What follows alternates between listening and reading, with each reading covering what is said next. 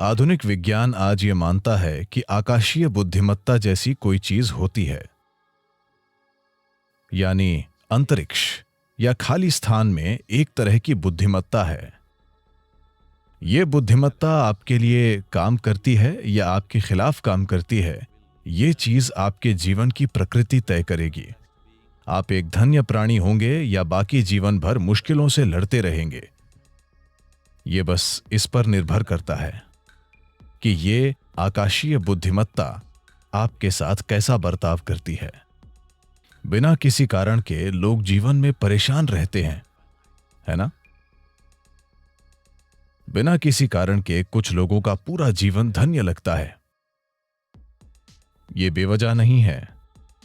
इसकी वजह है कि आप या तो सचेतन रूप से या फिर अनजाने में इस विशाल बुद्धिमत्ता का सहयोग प्राप्त करने में सक्षम हैं। जब मैं आकाशीय या अंतरिक्ष या पांचवा तत्व कहता हूं, तो इसे पांचवा तत्व कहना ठीक नहीं है, क्योंकि यही सबसे अहम तत्व है। बाकी दूसरे चार बस उसके ऊपर काम करते हैं।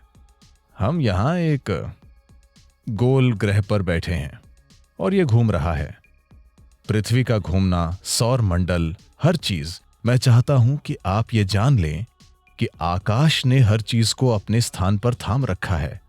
आप अपने स्थान पर अपने आप नहीं बैठे हैं, इसीलिए नहीं कि आपके पास बैठने के लिए नितंब हैं। आप अपनी जगह पर सिर्फ इसलिए बैठे हैं क्योंकि आकाश ने आपको थाम रखा है। आकाश ने पृथ्वी को अपनी जगह पर थाम रखा है। यह आकाश है जिसने सौर मंडल को थाम रखा है। यह आकाश है जिसने इस आकाश गंगा को थाम रखा है। आकाश ने ही पूरे ब्रह्मांड को थाम रखा है और कोई तार नहीं बंधा है। बस यूं ही, बस ऐसे ही थाम कर रखा है। अब ये आकाश, अगर आप जानते हैं कि इसका सहयोग कैसे लें, अगर आप जानते हैं कि अपने जीवन में आकाश का सहयोग कैसे प्राप्त करना है, तो आपका जीवन धन्य होगा। मैं आपको एक सरल प्रक्रिया सिखा सकता हूं, जो वैसे भी हमेशा आप में से आधे लोग नहीं करेंगे। आप बस इतना कीजिए, सूर्योदय के बाद सूरज के 30 डिग्री का कोण पार करने के पहले आकाश की ओर देखें और आपको आज थामने के लिए नमन करें। जब यह 30 डिग्री को पार कर जाता है, दिन के दौरान किसी भी समय ऊपर देखें और फिर से नमन करें। सूर्यास्त के बाद एक बार फिर ऊपर देखें और नमन करें। ऊपर किसी भगवान को नहीं, बस आकाश को। आपको आज थामने के लिए बस ऐसा कीजिए।